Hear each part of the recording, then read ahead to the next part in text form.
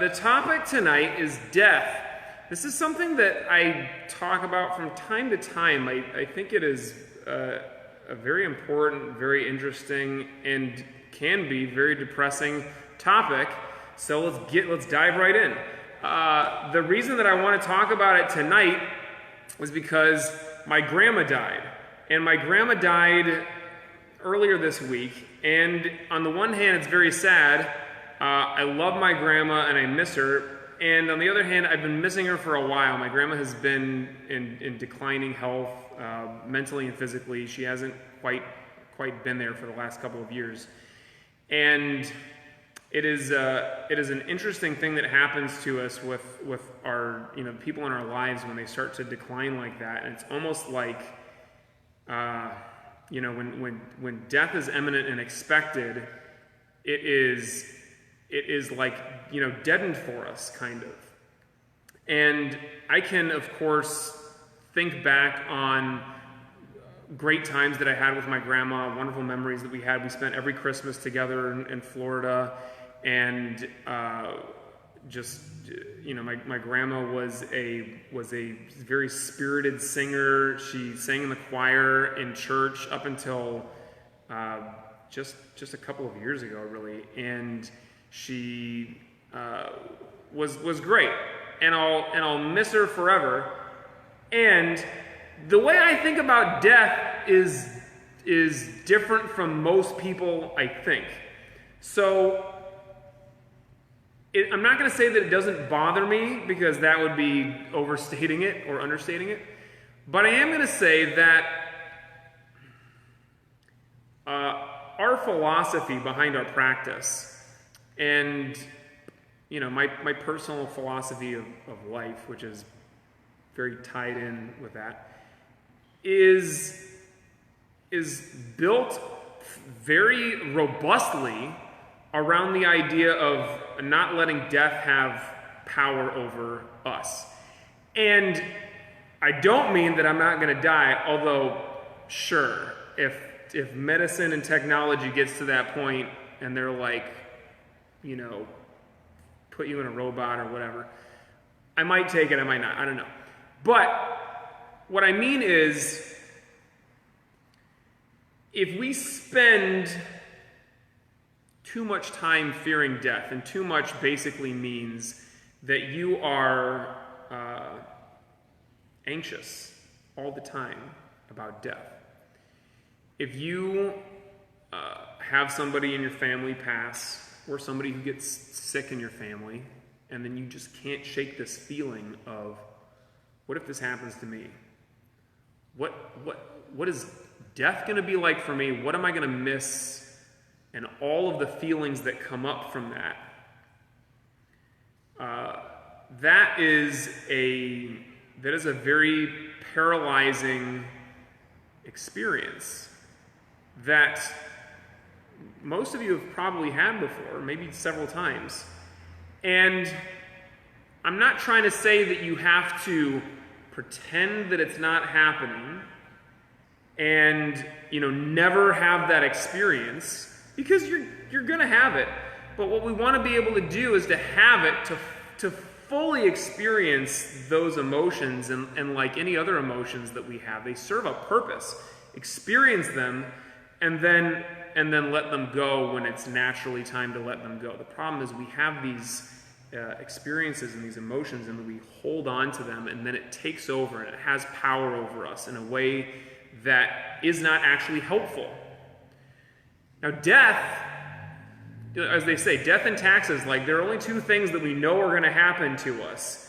And death is something that none of us will escape. Even if they can put us into a robot, eventually the sun's going to implode, and even if we moved to a different solar system by that time, that sun's going to implode, or the universe, entropy is going to reverse, and everything's going to suck back into a single point, and maybe we'll do it all over again, maybe we won't, but whatever. This is going to end.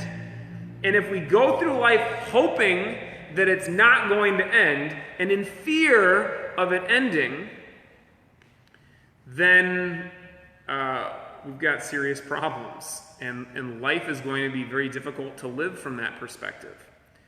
There are a couple of quotes that are my favorite about death, and one of them I say from time to time in class. It's the samurai maxim. A lot of them tonight are going to be samurai quotes, but this one is, when you're born you have nothing, and when you die you have nothing. And this, if you just listen to it without any understanding, is quite depressing. And it's like, oh, I don't want to be in that situation. But it's marvelous.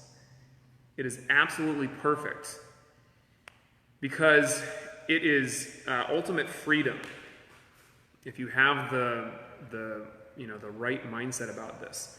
We realize that anything that we attempt to achieve and accomplish in life, in the moment might feel great, and looking back might feel great, but at the end of it all, doesn't matter at all. And you could make the argument that, like, maybe a couple of generations will remember me, and my family will care about me after I'm gone, and maybe all of the people that I teach martial arts to will pass it on and change the world. Sure, but eventually none of it is going to amount to a hill of beans. It's all going to be totally pointless. And that's perfect, because if everything mattered for eternity, we would all be freaking out all the time and be totally paralyzed by it. So just be great with it. None of this matters. None of this matters at all. And that means the inherent kind of lack of meaning in everything means that we get to choose the meaning that anything has. And that is incredibly powerful. We get to decide exactly how important and meaningful or meaningless and unimportant things are. One of these great quotes here, if I can pull it up. Oh yeah, this one is from Hagakure. So if you guys haven't read Hagakure, I'm going to see if I can pull it out to show you what this book looks like. This is the version that we have in the dojo. Apparently it's stuck. Here we go. So this book is one of my favorites. This is a longer version that has a couple of different forwards and asides in it. But this book is a great one. If you guys have ever seen the movie Ghost Dog, it's based on quotes from this book, kind of. A real modern classic. So this quote says that matters of great concern should be treated lightly. Matters of small concern should be treated seriously. This is our practice. This is our philosophy in a nutshell, right? The part that we spend more time talking about is the matters of small concern should be treated seriously, because these are the things that most people go throughout their days and don't really pay attention to. These are the things for us to really be mindful of, because this is where the beauty and real lasting value of life is in those small moments. All we have is a succession of moments. And if we're only paying attention to the big things and we're treating those things, like death and everything else very seriously, then that's all that we're going to be thinking about. That's all that we're going to be noticing. And rather than that, we want these smallest things to really impact us greatly.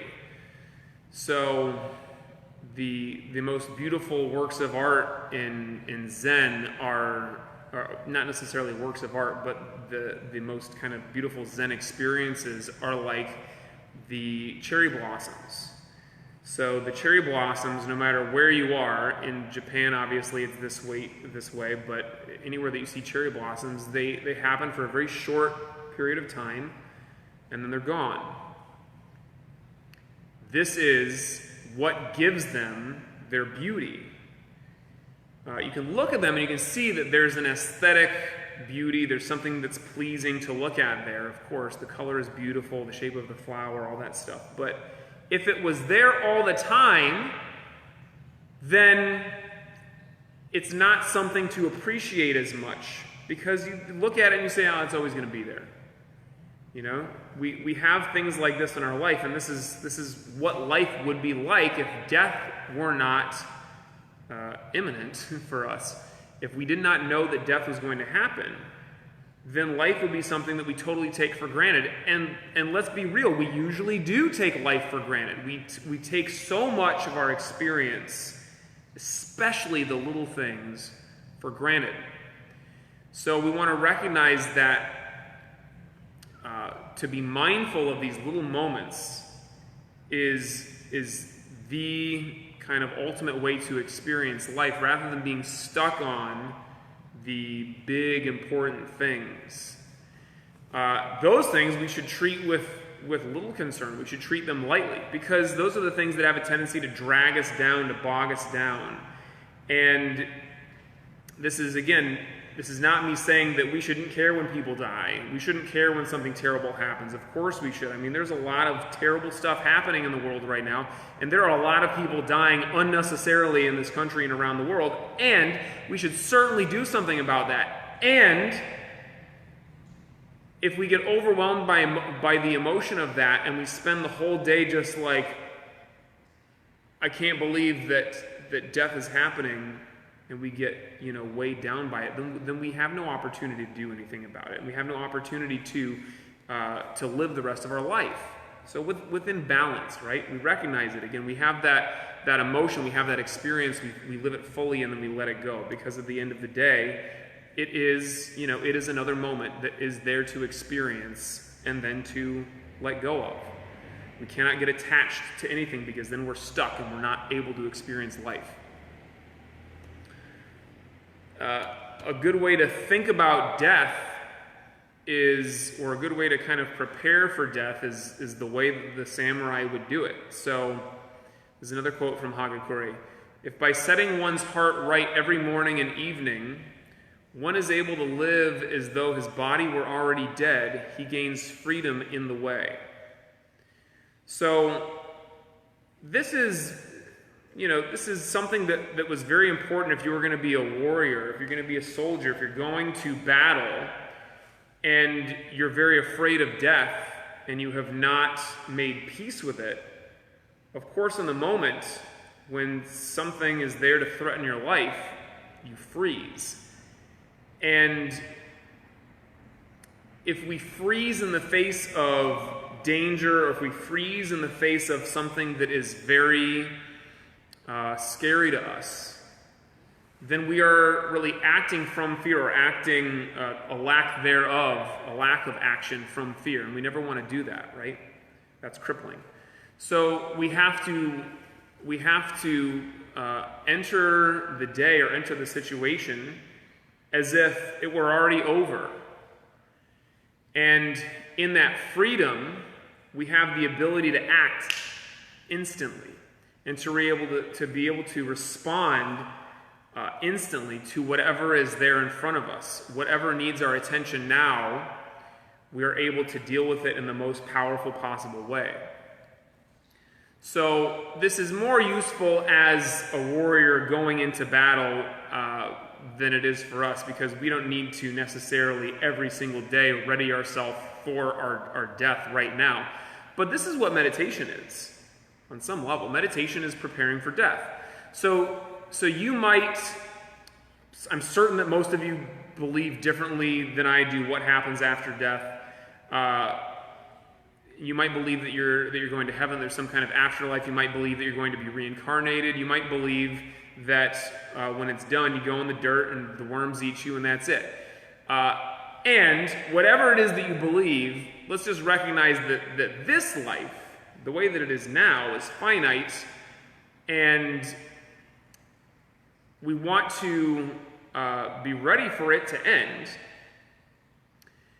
And if we have made peace with this, then it's not going to be so traumatizing or dramatic when it's coming up for us.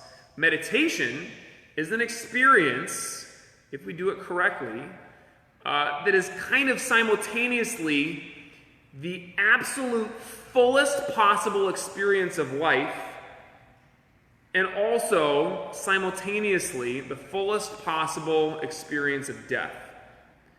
That nothingness that we want to be able to achieve with meditation, that nothingness that we can get to, is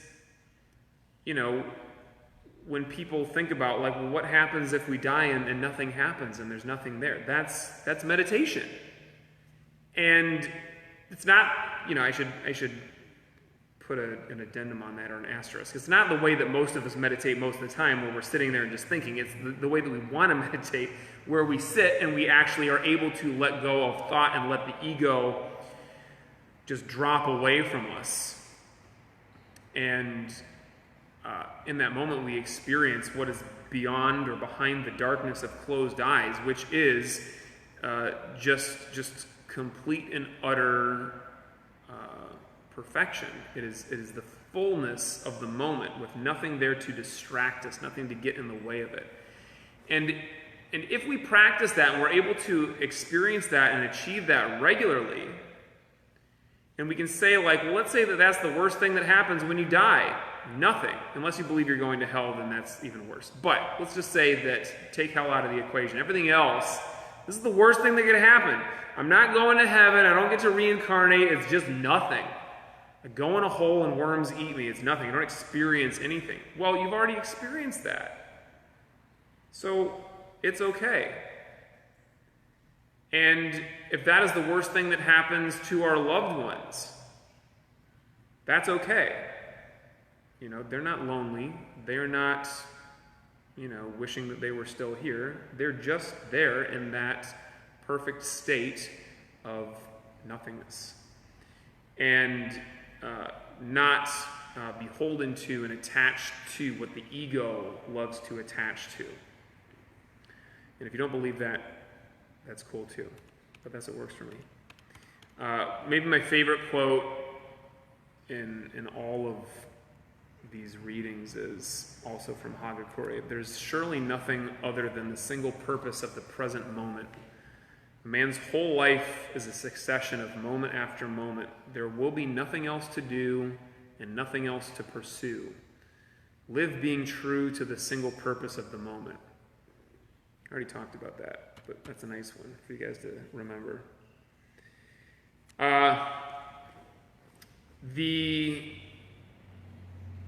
A big part of this book, Hagakure, centers around the idea of kind of having this attitude towards death, where it's like you are plunging headfirst into it as a brave warrior, where they say that even if a samurai's head were to be cut off, they should be able to take one more action and basically I should have written this quote down too, but they're able to accomplish one more thing in that moment of death, even like without the head on. They continue forward like a vengeful spirit.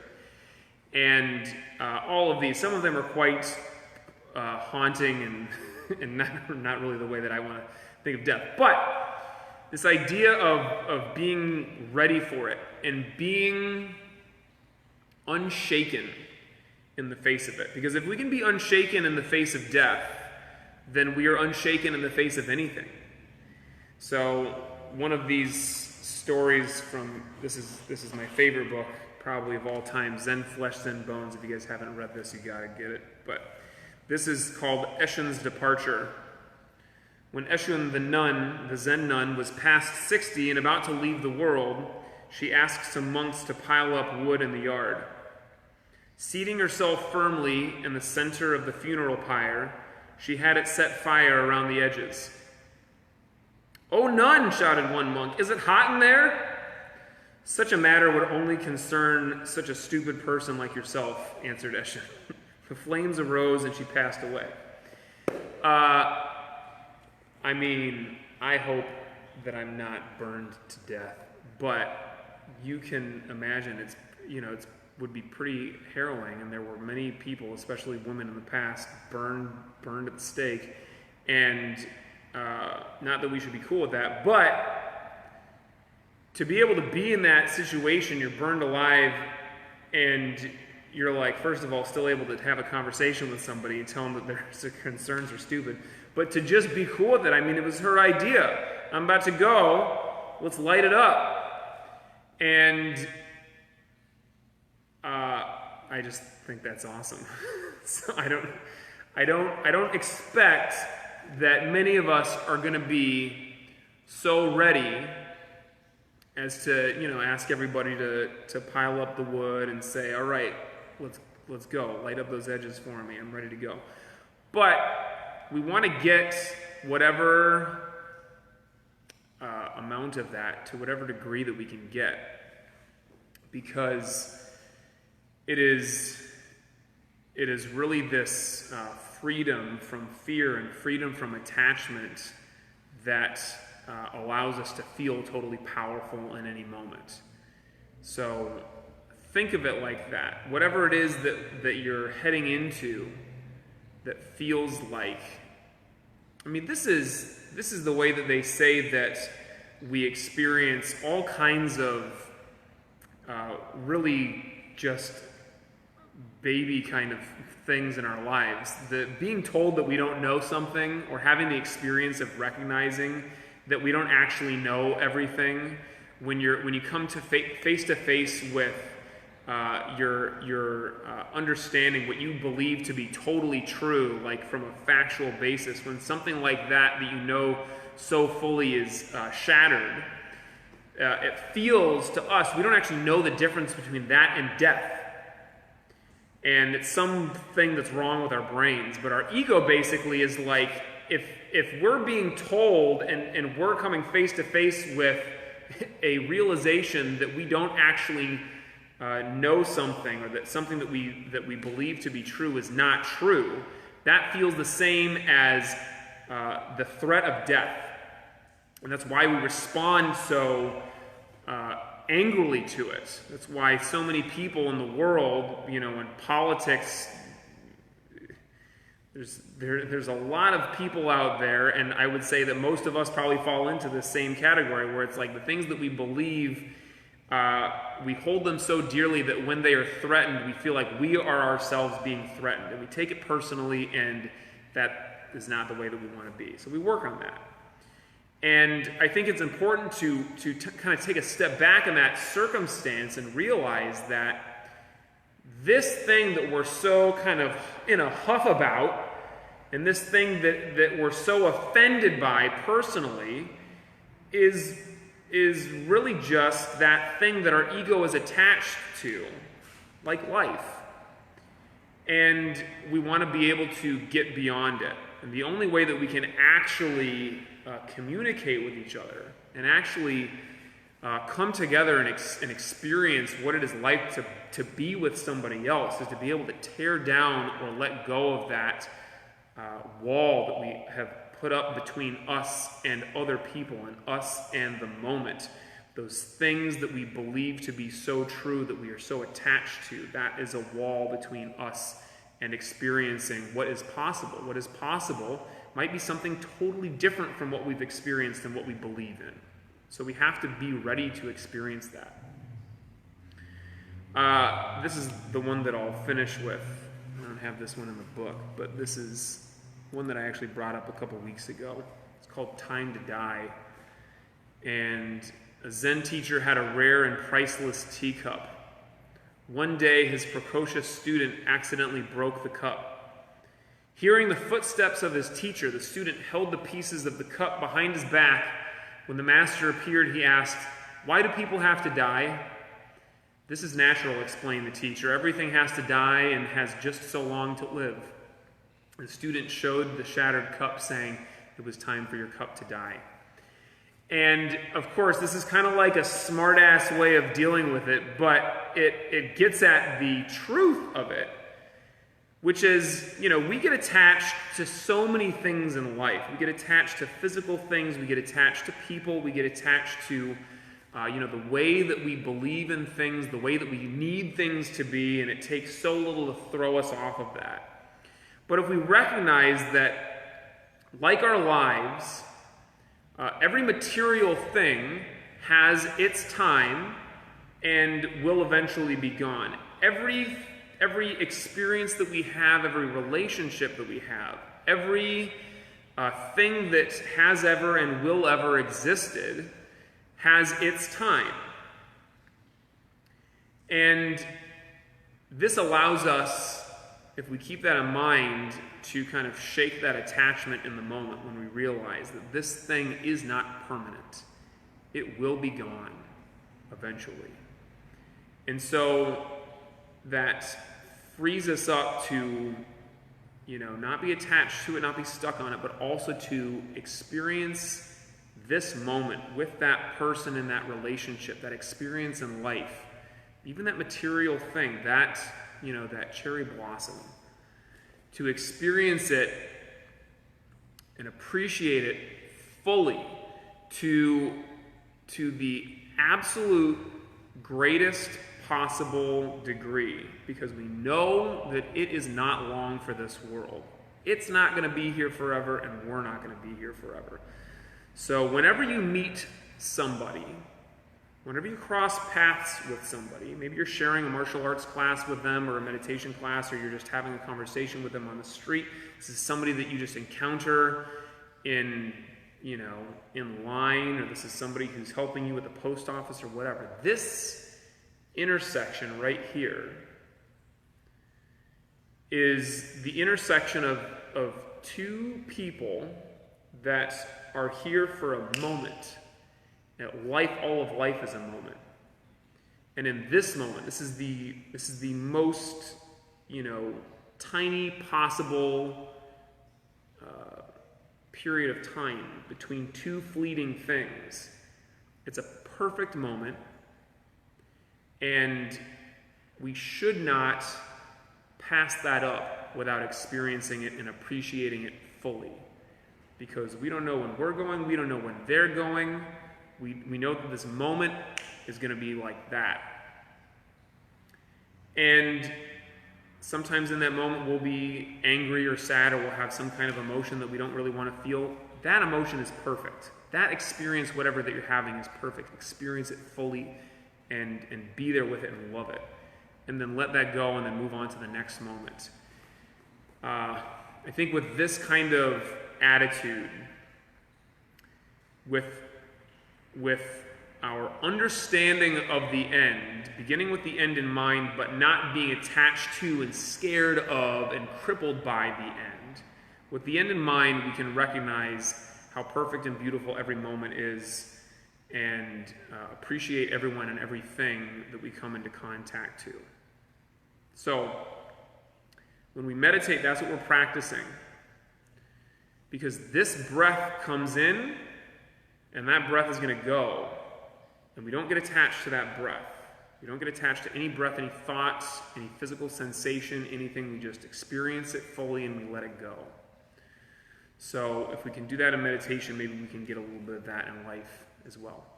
Sit comfortably.